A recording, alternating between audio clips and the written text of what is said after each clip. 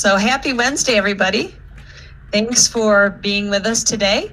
My name's Kelli Palsrok, and I am the science consultant for SAVIS, working with JCPS.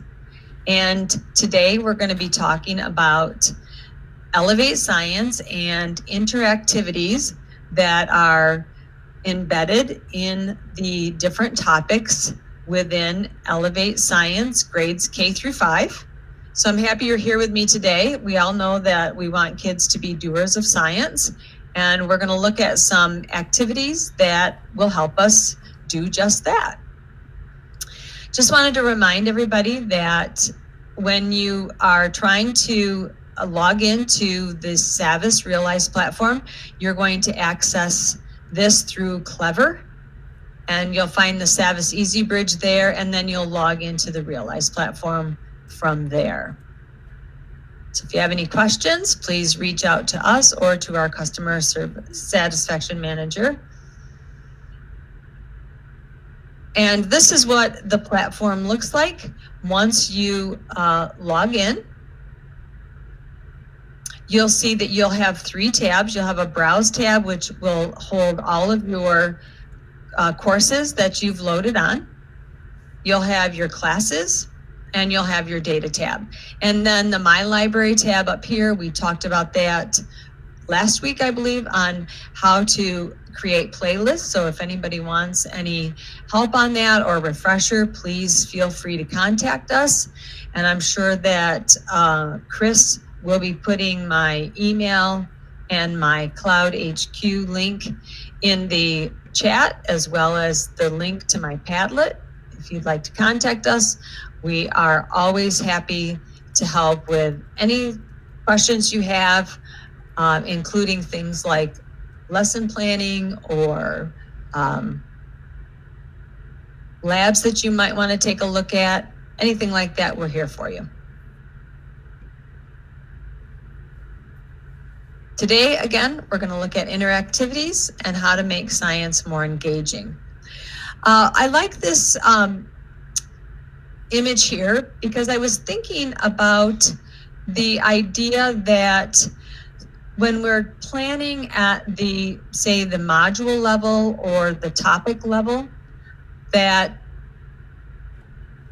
it's kind of like a jar, a big jar of our standards, the NGSS standards, the next generation science standards that we want to take a look at. So we might have 3 or 4 of those standards, and that's the jar that we want to fill.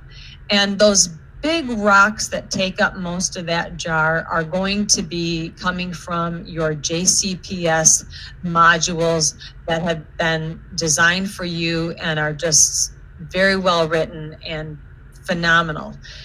The sand that fills the rest of the jar, or might help you to fill it if you choose to put the sand in there, that would represent activities and items that you could pick from Elevate Science and the Realize platform. So Elevate Science is the program, and it sits on the SAVIS Realize platform. So think of it that way.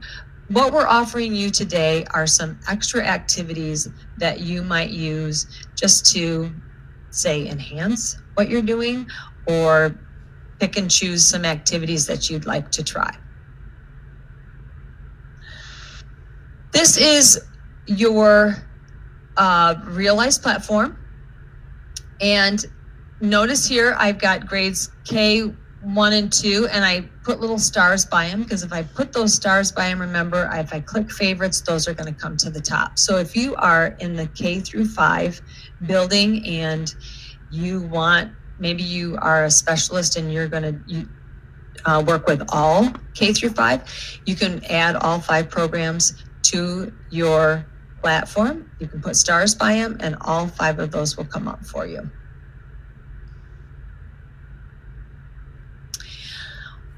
When we're looking at aligning what's offered in Elevate Science and the JCPS modules, the first thing that I do is I go to the science scope and sequence here, and I look at the next generation science standards, and they're all listed for me here.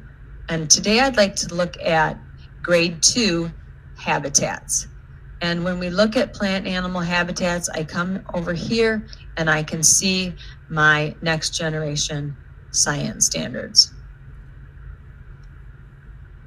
And I also know with the units of study that's been developed by JCPS, we have a driving question: what do plants need to grow and survive? And so those are the things that I'm going to be looking at when I go into the Elevate Science and look at our topics and what we can offer and meet those same standards. So we're all working in the same direction.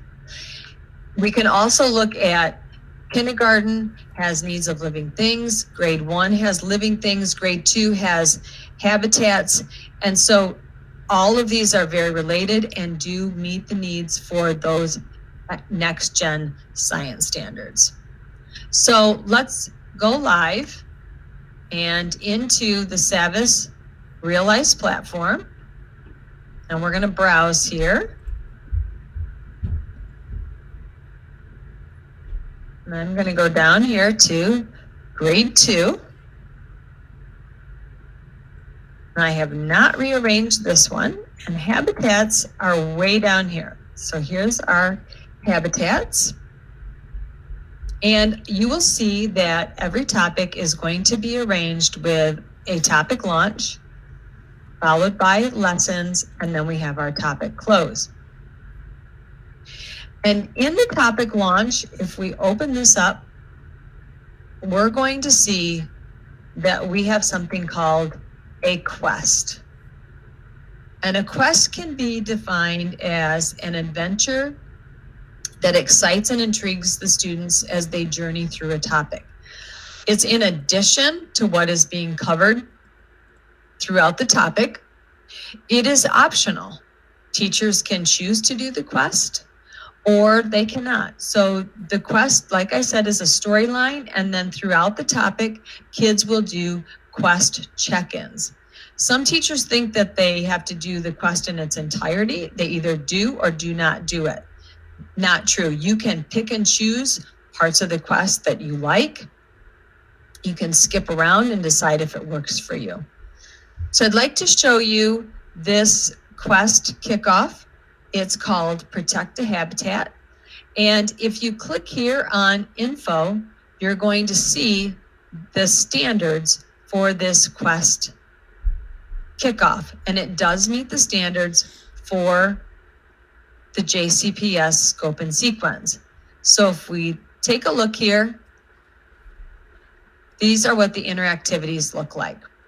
And it starts with a video. The video does have closed captioning and can be made full screen. I'll turn the volume up here and see if you can, let me know if you can hear this.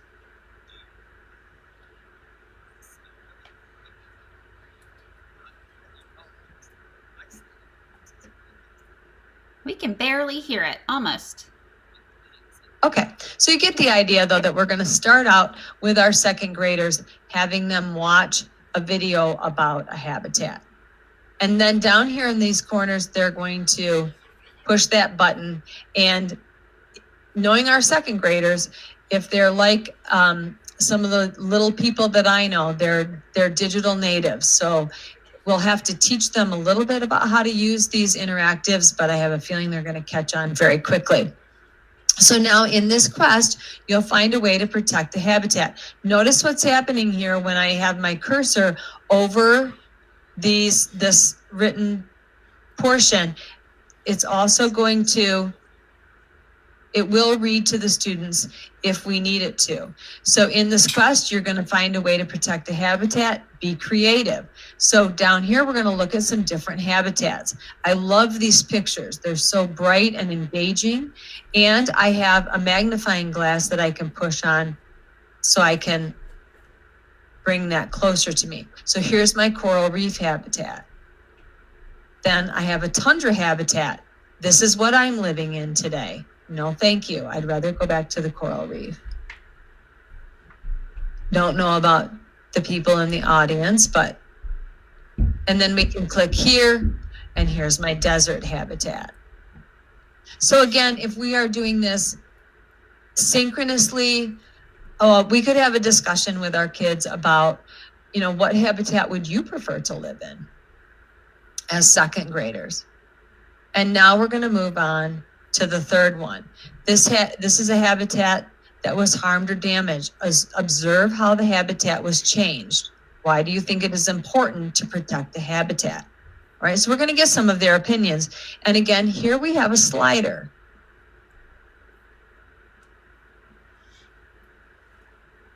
So they're going to slide that over, and we can discuss that. And they need to be able to type their answers here. Or we could have a discussion about it. And they can slide it back. So that's the quest kickoff.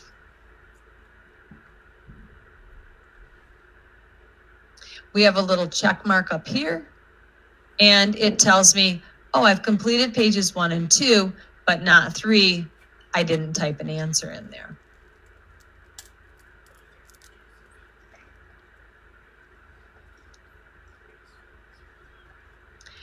Let's go now. Notice I'm using my back arrow here. Let's go now to lesson 1, identify habitats. This would be,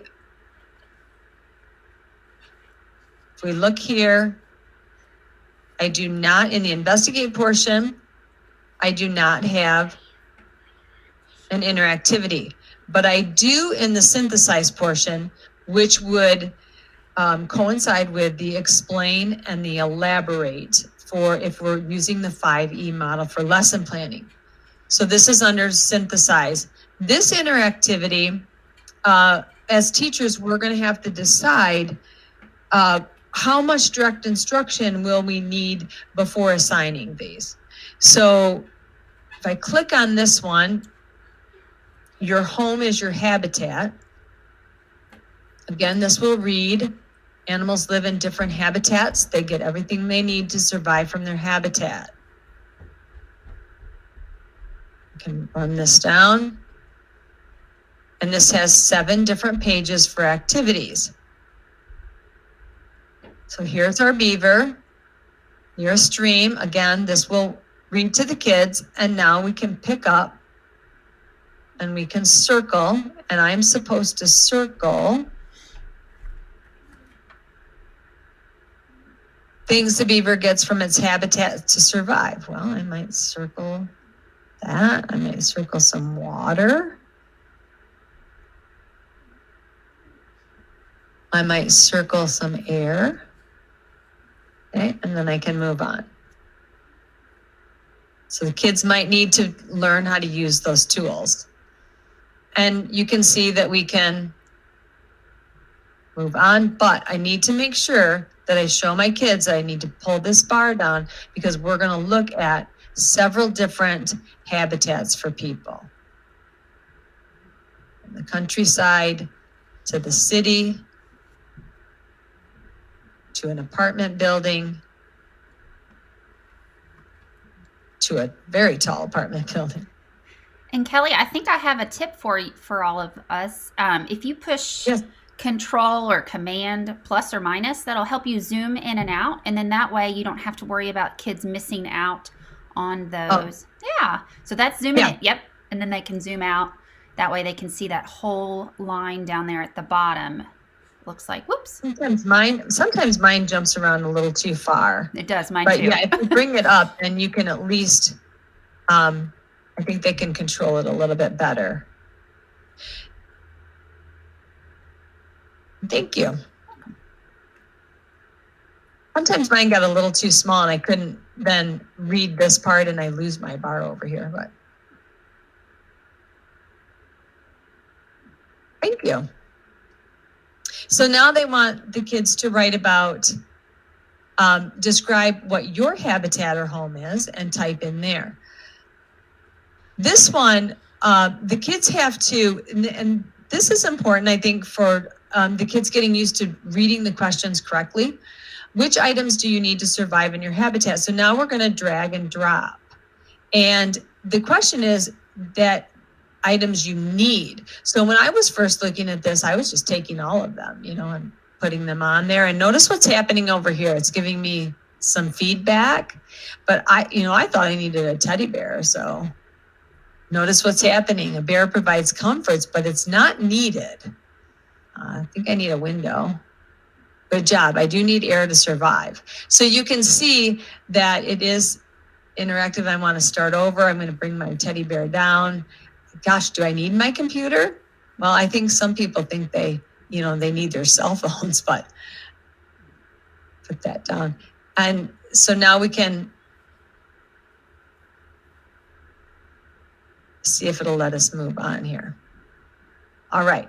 Again, here's another type of interactivity, which I think serves well for our kids who are taking some of those high stakes testing. What does each item provide? Feel free to go back and add or remove items. So now I'm going to fruit provides. Food, drink provides, water, toy provides. I'm going to say food, just to make a mistake and see what's going to happen.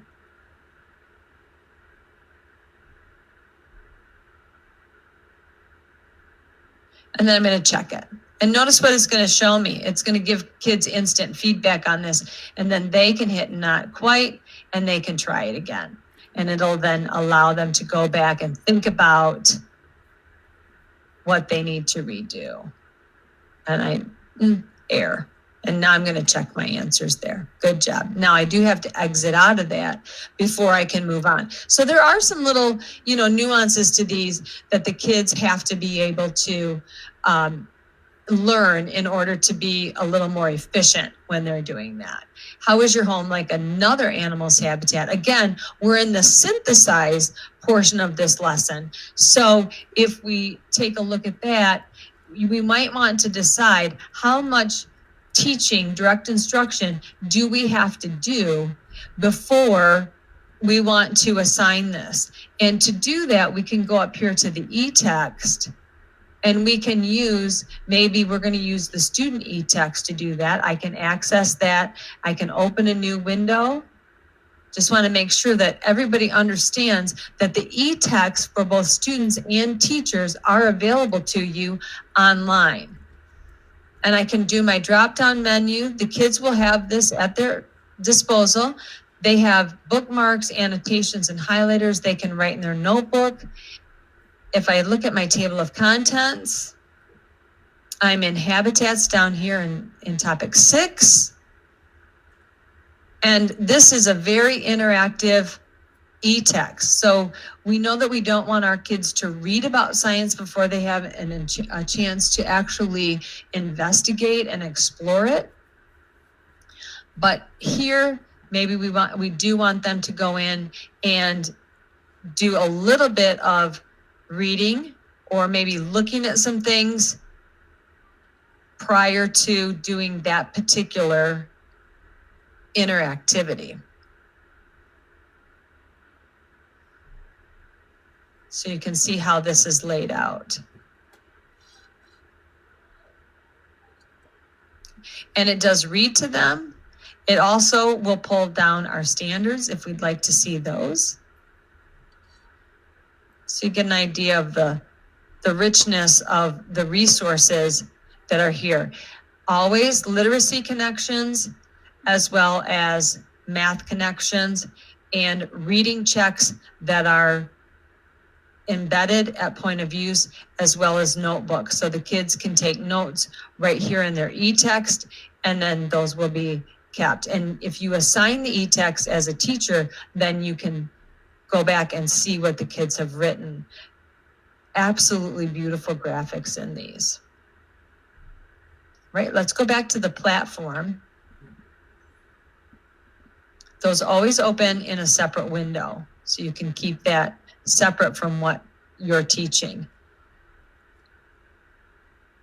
Habitats. And I'd like to go into lesson 2.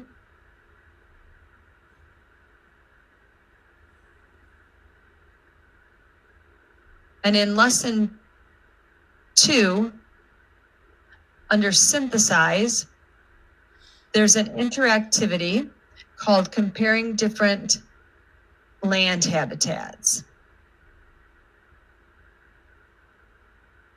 And I just wanted people to see the level of rigor here.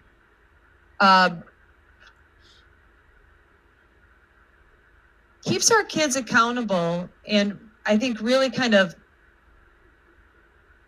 increases that level of understanding and what we want our kids to do when we're studying science. These interactivities are not just something that the kids can easily, just click through and, like not really pay attention to. And I think teachers need to be viewing these and actually going through them prior to assigning these. So animals get what they need in a habitat. They get air, food, water, and shelter. Again, notice this is going to read to the kids. And they can come through here and look at the deciduous forest. Again, we have our zoom in. We can move through the different types of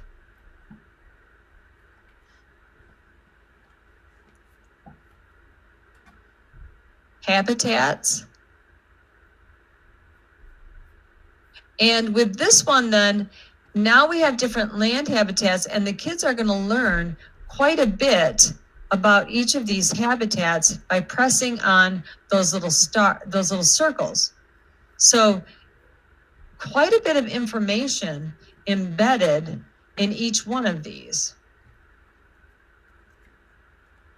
And then when we move on to the next one, this is where I thought the level of rigor was quite high. The kids have to compare two land habitats. How are they alike and how are they different? And using a graphic organizer. So when I was thinking about how would I be teaching this lesson, I'm definitely going to be doing this ahead of time as an instructor.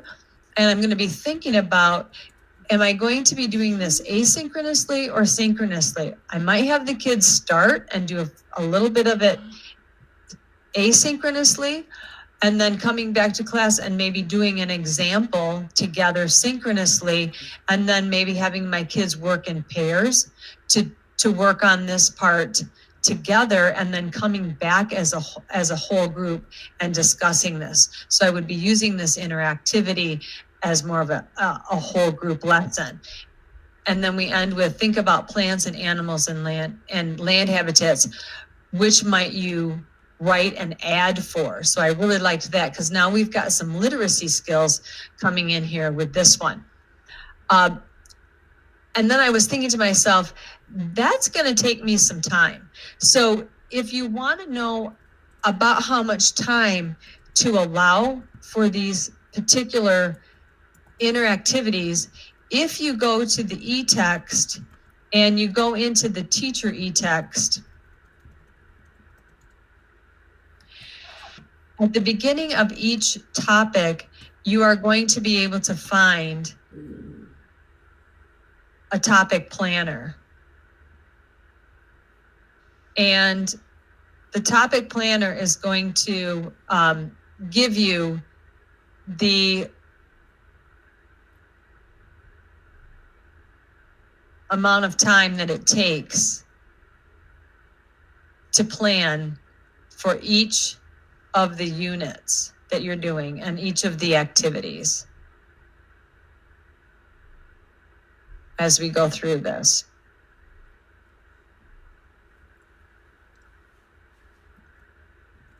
Go back here.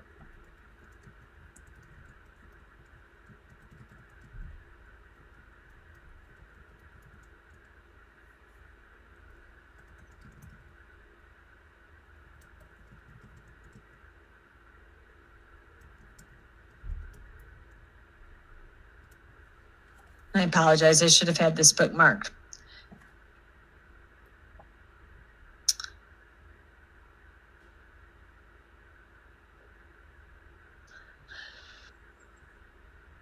And I will show that as we're running out of time. I will show that topic planner next time when we get together.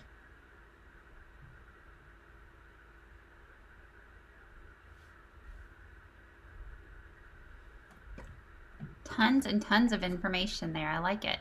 Yes, and I apologize about that. No. So what I wanted to end with is I just wanted to encourage teachers to just try one. Pick one interactivity that you think you might like and try it with the unit, the module that you're doing, and see how it works for you. See if you like it. See if your students like it. Maybe try it whole group. Maybe just try it on your own and see what you think. And then definitely, if you decide that you like it or if you want more help with it, feel free to contact me. You have my email. You have the Cloud HQ. We're available anytime that you would like to talk to us and help you with anything that you need help with as far as Elevate Science, the Realize platform, assigning things to kids, anything that you would like us to help you with. We are here and excited about being part of the JCPS SAVIS Partnership Plus program.